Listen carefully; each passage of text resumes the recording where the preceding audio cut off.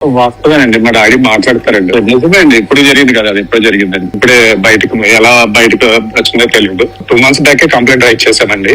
20th FIR file చేశాను.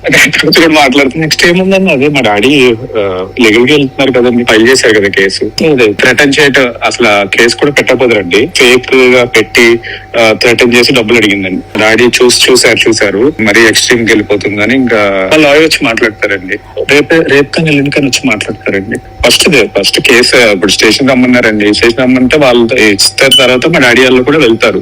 Solve చేసుకుంటారండి. అంటే కనుక ఇంకా ఏదైతే తీసుకోవాలి కదండి. యాక్చువల్ ఇంకా 7 years అంటే లాస్ట్ 2-3 years నుంచి గోల్డ్ ఇల్లు అది కొనడం జరిగిందండి. ఎక్కువ హెవీగానే మేము ఏం చేసామంటే అదే డబ్బులు వెనక్కి ఇమ్మని చెప్పి అడిగాం. పెళ్లి చేసుకోలేనప్పుడు ఇల్లు కొనిపించుకున్నాం, అది కూడా ఇచ్చేసే అన్నా. ఇస్తానని చెప్పి అలా గంటతో వచ్చి నేను ఇవ్వను, ఏం పిక్కోండి అని మాట్లాడటం మొదలు పెట్టిందాం.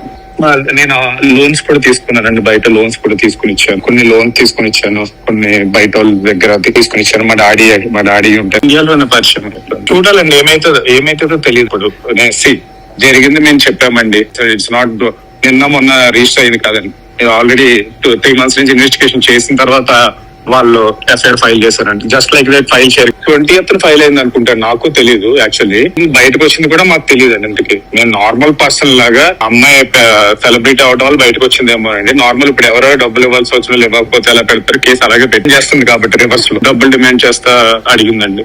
చాలా మంది దగ్గర మీడియేటర్లు ఉన్నప్పుడు వాళ్ళని సెటిల్ చేయమని అడిగింది. ఇది ఒక రోజు నడిచింది కాదులేండి, 1 year నుంచి నడుస్తుంది. వచ్చారు ఆమె సైడ్ ఎవరో కొంతమంది రవీనా అని ఉన్నారు, ఆవిడ ట్రై చేశారండి సెటిల్ చేయడానికి. మేబీ ఇప్పుడు ఓపెన్ అయింది కాబట్టి వేరేగా మాట్లాడతారో లేదో నాకు తెలియదు. అందరికి వాళ్ళు సెటిల్ చేద్దామని ట్రై చేస్తారు. ఆ అమ్మాయి వాయిస్ మెసేజ్ పెట్టిందండి, వేణుస్వామి రవీనా అనే విట్నెస్ పిలుస్తాను అని. దానికి మేము అసలు డబ్బులు అడగలేదండి, మా ఆస్తి మాకు ఇవ్వాల్సిన గోల్డ్ అడిగాం, మేము ఇచ్చింది. మాట్లాడాలంటే మా డాడీ మాట్లాడుకుంటారండి. నాకు మెంటల్ గా డిస్టర్బ్ అయి ఇప్పుడు నా వాయిస్ నేనే వినాలంటే నాకే అదోలా ఉంటదండి. ప్లే చేస్తున్నారు. మా డాడీ నన్ను ఎవరితోటి మాట్లాడి సెటిల్ చేసుకుంటారేమో కదా, చేసుకోపోతే కనుక అప్పుడు చూద్దాం. అవ్వలేదండి. వాళ్ళ డాడీయే 2 స్టేట్మెంట్లు ఇచ్చారండి. డబ్బులు తీసుకున్న మాట వాస్తవమే అని ఆయనే అన్నారు. పెళ్లి డివోర్స్ అయిందని నేను అందుకని వాళ్ళ మమ్మీ చెప్తే చేసుకుందాం అనుకున్నాము. నాకు మ్యారేజ్ డివోర్స్ అయిన తర్వాత ఈ అమ్మాయిని పెళ్లి చేసుకోవడానికి ఆయన 2 స్టేట్మెంట్లు ఇచ్చారండి. ఆయన ఏం చెప్పారంటే అబ్బాయి డబ్బులు ఇచ్చిన మాట వాస్తవమే అన్నారు. అగ్రీడ్. పెళ్లి అయ్యి డివోర్స్ అయిన వ్యక్తితో నేను పెళ్లి చేసుకుంటాం ఎందుకు అని వద్దు అన్నాను. అయినా సరే వాళ్ళ అమ్మ చేయమంది అని చెప్పారండి. నేను అసలు డబ్బులే తీసుకోలేదు. పెళ్లి అయినోడు పెళ్లి అయినోడిని అదే నేనేదో పెళ్లి అయ్యి దాచేసినట్టు తెలిసి పెళ్లి క్యాన్సిల్ చేసుకున్నట్టు ఇప్పుడు ఇంకో స్టేట్మెంట్ ఇస్తున్నాడు అండి ఆయన. నాకు మ్యారేజ్ అయిందా డివోర్స్ అయిందా నా అమ్మాయికి తెలిసింది ఆ విషయం. నాకు ప్రతిదీ ఉందండి. ప్రతిదీ నా దగ్గర వాట్సాప్ లో రికార్డే అన్ని ఉన్నాయి, ప్రూఫ్లు అన్ని ఉన్నాయి నా దగ్గర ఉన్నాయండి. అవన్నీ చెప్పాను, జరిగిందని చెప్పాను. ఉన్నంత వరకు నేను చూపించగలనండి. నా దగ్గర అన్ని ఉన్నాయి. ఇంకా అబద్ధం ఆడాల్సింది లేదు. నిజమే అమ్మాయి నన్ను బస్ లో మాట్లాడి థ్రెటన్ చేయడం కూడా మొదలు పెట్టింది. అప్పుడు మా డాడీ కేసు పెట్టడం జరిగిందండి. అది కూడా నిజమే. అప్పుడు థ్రెటన్ పెట్టినట్టు మీడియేటర్ వాయిస్ మెసేజ్ పంపించారు, అవి కూడా ఉన్నాయి. వాళ్ళకి తెలిసి ట్రై చేశారు, అంటే సెటిల్ చేద్దాం అనుకున్నారు. ఈ అమ్మాయి ఏమో వినట్లేదు, ఇంకా డ్రాప్ అయిపోయారు. అమ్మాయి వాయిస్ మెసేజ్ పెట్టిందండి. ఇద్దరికే సంబంధం ఇలా ఇద్దరు ముందు అంటే సింపుల్ అండి. మేము డబ్బులు అడగలేదండి, గోల్డ్ నాకు కావాలని అడిగాం, నా ఇల్లు నాకు కావాలని అడిగాం.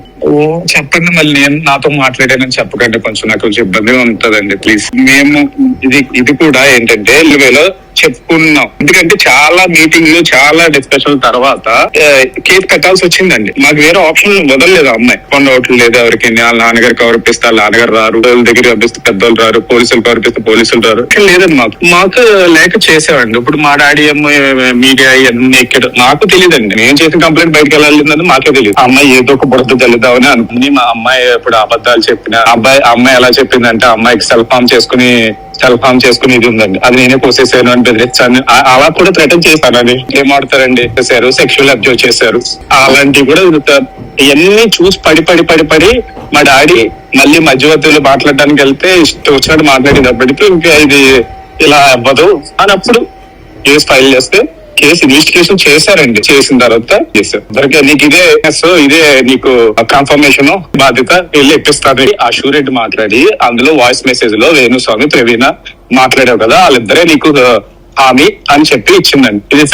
ఇవన్నీ ఎప్పుడో 4 months 5 months బ్యాక్ తర్వాత ఇవ్వనంటే మొదలు పెట్టి లీగల్ గా ఫైట్ చేయడం మా డాడీ అని కేసు పెట్టింది. మా డాడీ ఫైట్ చేస్తానని చెప్పారు. ఏం చేస్తారండి, ఎందుకు అని ఏదో తలనెప్పి దీన్ని మళ్ళీ పొలిటికల్ గా రుద్దుతారు, అటు సైడ్ ఇటు సైడ్ వెళ్తుందని. మీకేమో చెప్పానండి, మీరే మళ్ళీ ఇవన్నీ కొంచెం ఇబ్బంది పెట్టుకుని నన్ను అసలే నమ్మకం పోయి బతుకుతున్నాం మేము. వెళ్దాం అనుకుంటే కానీ డెఫినెట్ గా మాట్లాడతారు. వద్దులేండి ఆ లెటర్ లెద్దం చేయండి. అప్పుడు వాళ్ళు వచ్చి మాట్లాడుకుంటున్నారు అనుకోండి, పోతుంది కదా హెడేక్ ఎందుకు ఇంకోటి ఇచ్చి. ఎట్లా అంటే అండి, ఆ అమ్మాయికి కొంచెం ఇది ప్రాబ్లం ఉందండి. ఇప్పుడు నేనని చేశాననుకోండి, ఇంకొక తీసేసుకుంటారు ఆ అమ్మాయి. ఏం చేస్తే ఇంకా రచ్చ చేయడం మొదలు పెడతాదండి, బెదిరించడము ఏదోలాగా, ఇంకా అతను చేయటం. అదేనండి సక్సెస్ అండి. ఇప్పుడు ఏమున్నది, నలుగురు వస్తారు అమ్మాయి అనేటప్పటికి రా అని. అమ్మాయిల రాజ్యం మీకు తెలియదు. న్యాయం అయితే నేను కేసు పెట్టి నేను 4 చేసి ఇన్నాళ్ళు బ్యాక్ కంప్లైంట్ రైజ్ చేసామండి. చేసిన డేట్ కూడా ఉన్నది. ఒకవేళ ఇది కూడా అసలు బయటకి ఎలా వచ్చిందో కూడా మాకు తెలియదండి.